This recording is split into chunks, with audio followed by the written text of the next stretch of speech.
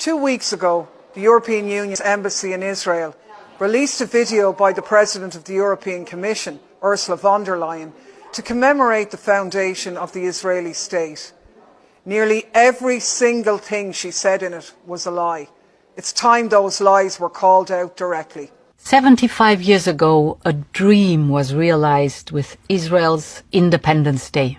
Between 1947 and 1949, 3/4 of all Palestinians living in historic Palestine were systematically uprooted and violently expelled from their homes and villages by Zionist militias.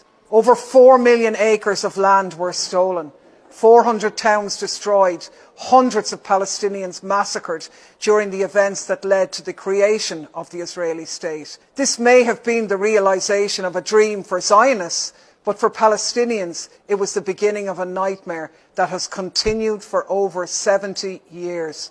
The invasion and destruction of their homeland and their transformation into a colonized people.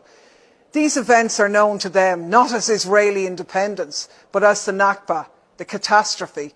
Describing the Nakba as a dream is a provocation, a deliberate and cruel insult to millions of Palestinians all over the world. It is unacceptable and must be condemned.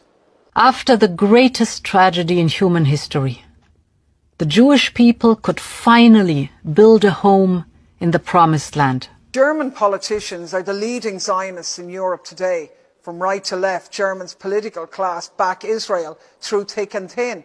In return, the Israeli state is expected to help the German establishment to leave its Holocaust guilt in the past. But the Holocaust can't be shrugged off like this, and Israel's crimes against Palestinians cannot and will not be ignored.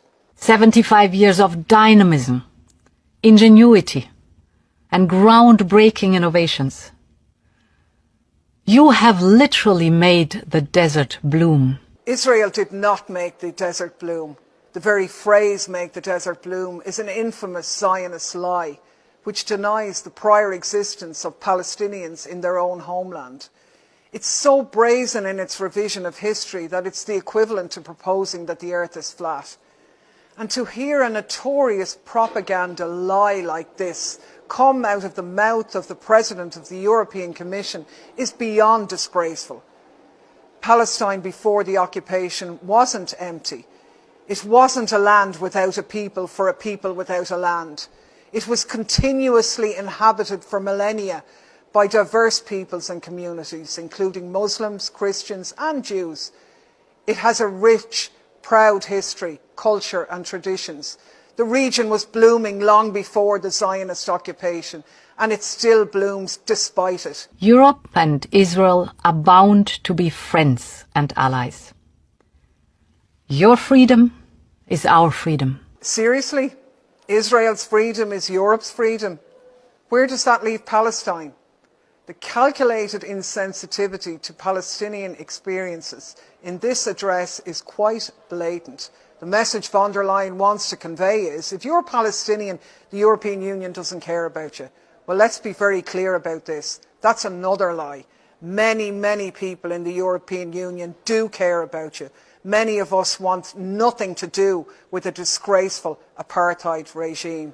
Ursula von der Leyen doesn't speak for us, and she's no right to say these things on behalf of the 447 million citizens of the EU. Today, we celebrate 75 years of vibrant democracy in the heart of the Middle East.